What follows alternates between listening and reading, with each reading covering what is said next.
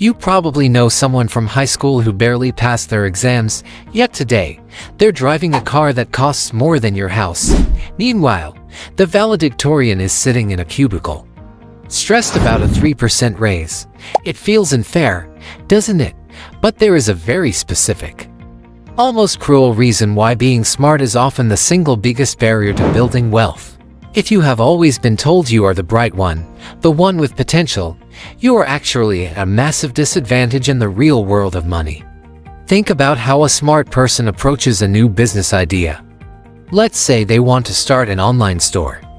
They spend 3 months researching the perfect niche. They analyze market trends, they compare 20 different shipping providers, and they draft a 40-page business plan. They see every possible way the project could fail. They see the economic risks, the competition, and the logistical nightmares. By the time they are done analyzing, they are so overwhelmed by the potential for failure that they never actually launch the store. They've thought themselves out of a fortune before they even bought a domain name. Now, look at the average guy. He doesn't know what a SWOT analysis is. He just thinks, hey, people like cool coffee mugs. I'm going to sell cool coffee mugs. He finds a supplier, throws up a messy website in an afternoon, and starts selling. Is his plan perfect? No. Is he going to make mistakes? Absolutely. But while the smart person is still perfecting their spreadsheet, the average guy is already getting feedback from real customers. He's failing, sure, but he's failing forward. This is the curse of the student in school. You were taught that mistakes are bad. You were rewarded for being right the first time. You were trained to study the material until you knew it perfectly before you took the test. But in the real world, the test comes first, and the lesson comes after. Wealth doesn't go to the person with the highest IQ. It goes to the person who can tolerate the most uncertainty. Smart people are also incredibly good at convincing themselves why they shouldn't take a risk. It's called rationalization. Because you're intelligent, you can come up with very logical, very sophisticated reasons to stay in your comfort zone. You tell yourself it's not the right market cycle, or you need more credentials, or you're waiting for a more stable opportunity.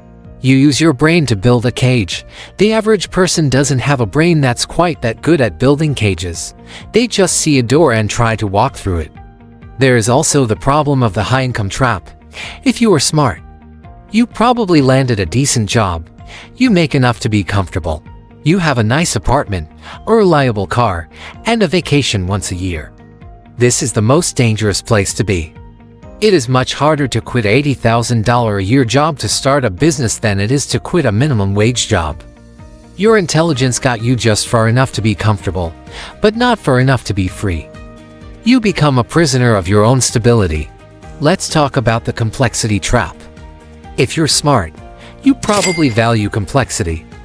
You think a simple solution is beneath you. When a smart person tries to build a wealth-generating system, they try to account for every single variable. They build a machine with 1,000 moving parts.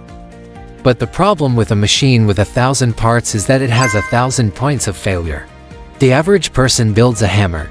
It's simple, it's durable, and it works every time they swing it. There is also this idea of intellectual arrogance.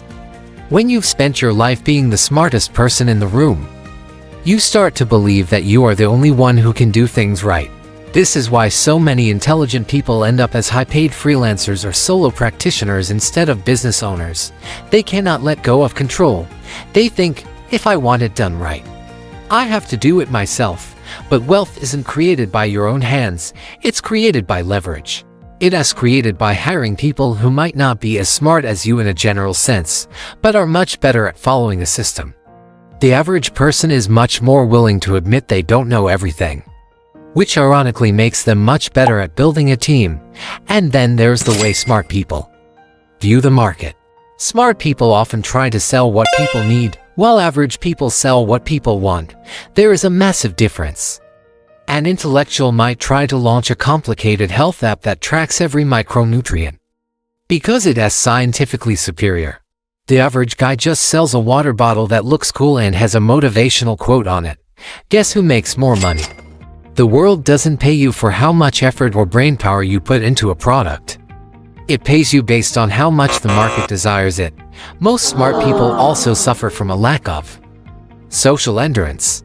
Building wealth is rarely about solving a math problem. It's about dealing with people. It's about sales, negotiation, and building relationships. If you grew up being praised for your test scores, you might have neglected your social muscles. You might find sales manipulative or beneath your dignity, but the person who was at the smartest in class had to learn how to be likable and persuasive just to get by. They developed the very skills that actually move money in the real world, while the smart person was busy memorizing facts that a computer can now look up in half a second. But there is one final, hidden reason why the gap between intelligence and wealth exists, and it has to do with the way your brain actually processes the concept of enough. Smart people are often hyper-aware of everything that can go wrong in the future, which leads to a state of perpetual anxiety that kills their ability to take the leap when it actually matters. To bridge this gap, you have to undergo a bit of a personality transplant. You have to kill the part of you that needs to be the smartest person in the room and replace it with the part that wants to be the most effective. Intelligence is a high-performance engine, but an engine is useless if it is not connected to wheels.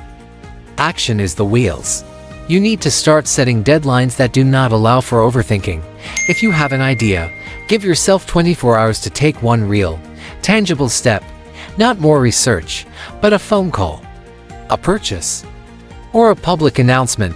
You have to lower your standards for your first attempt and raise your standards for your endurance. The average person wins because they do not know enough to be scared, so they just keep swinging until they hit something.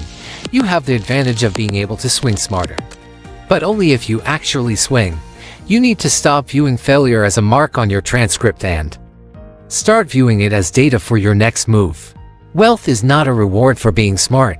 It is a reward for being useful and persistent.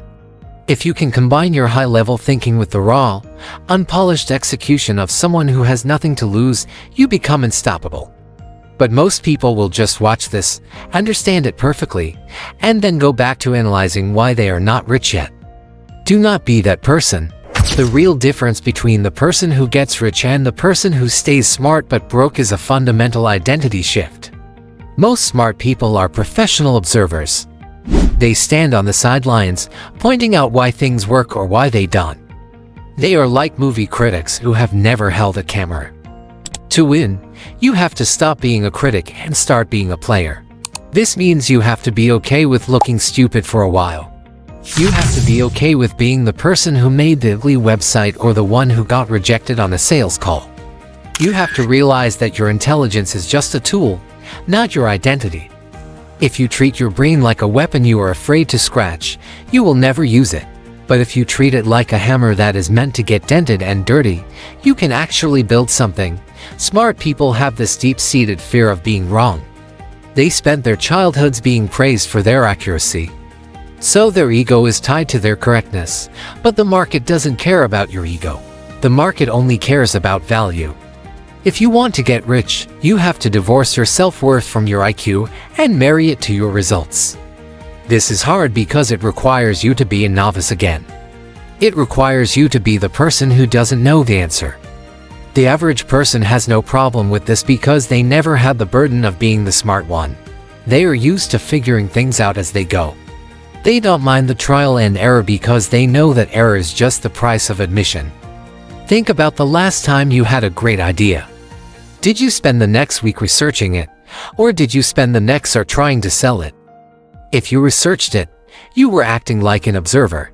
If you tried to sell it, you were acting like a player. Information is a form of procrastination for intelligent people. It feels like work, it looks like work, but it produces nothing. You can read 100 books on swimming, but the moment you jump in the water, you realize the books were useless for the actual experience of not drowning. Start by making one decision today based on instinct rather than data. Reach out to one person you are intimidated by. Put one imperfect version of your idea into the world. The average person is already out there doing this because they don't have the luxury of a safety net made of logic. They have to make it work. They have to keep swinging. If you can combine your ability to see the big picture with their willingness to get punched in the face by reality, that is when you stop struggling and start winning. You have to stop waiting for the perfect moment, the perfect market, or the perfect plan. Perfection is a myth designed to keep smart people in the middle class. The world is built by people who were just brave enough to be wrong until they were right. Most of you will watch this and find a very intelligent, very logical reason to wait until next week to take action. You will tell yourself that you need to think about this more. But the few who actually get rich will be too busy starting to even finish this sentence.